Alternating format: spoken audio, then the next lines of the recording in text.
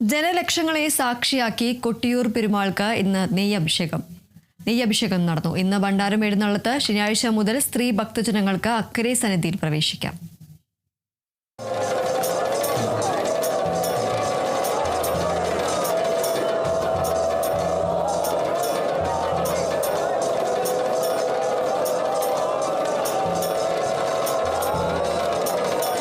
ജനലക്ഷങ്ങളെ സാക്ഷി നിർത്തി കൊട്ടിയൂർ പെരുമാൾക്ക് നെയ്യഭിഷേകം.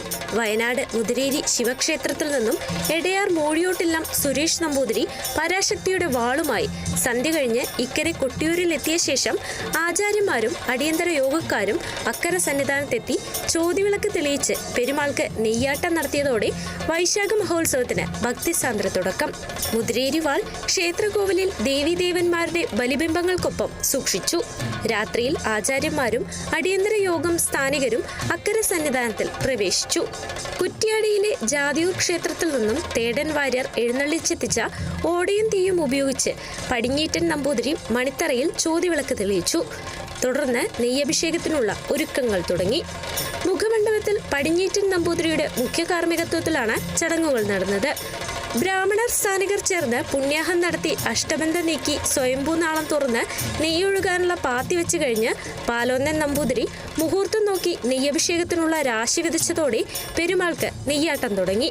ഉഷാ കാമ്പ്രത്തോടൊപ്പം ഉപതന്ത്രിമാരും ചേർന്ന് സ്ഥാനിക അവകാശികളായ വില്ലിപ്പാലൻ കുറുപ്പും തമ്മങ്ങാന നമ്പ്യാരും സമർപ്പിച്ച നെയ്ക്കുംഭങ്ങളാണ് സ്വയംഭൂവിൽ ആദ്യം അഭിഷേകം ചെയ്തത്. ശേഷം ക്രമമനുസരിച്ച് വ്രതക്കാർ സംഘങ്ങളായി വന്ന് നെയ്യ് അഭിഷേകത്തിനായി സമർപ്പിച്ചു. എല്ലാവരും സമർപ്പിച്ച നെയ്യ് അഭിഷേകം ചെയ്തതോടെ നെയ്യാട്ടം പൂർത്തിയായി. പുലർച്ചെ വരെ നെയ്യാട്ടം നീണ്ടു. നെയ്യാട്ടം കാണാനായി ജനലക്ഷങ്ങളാണ് അക്കരെ കൊട്ടിയൂരിൽ ഒഴുകിയെത്തിയത്. പെരുമാളിന്റെ തിരുവാഭരണങ്ങളും പൂജാകുംഭങ്ങളും വഹിച്ചുള്ള ഭണ്ഡാരമെഴുന്നള്ളത്ത് വെള്ളിയാഴ്ച രാത്രി നടക്കും.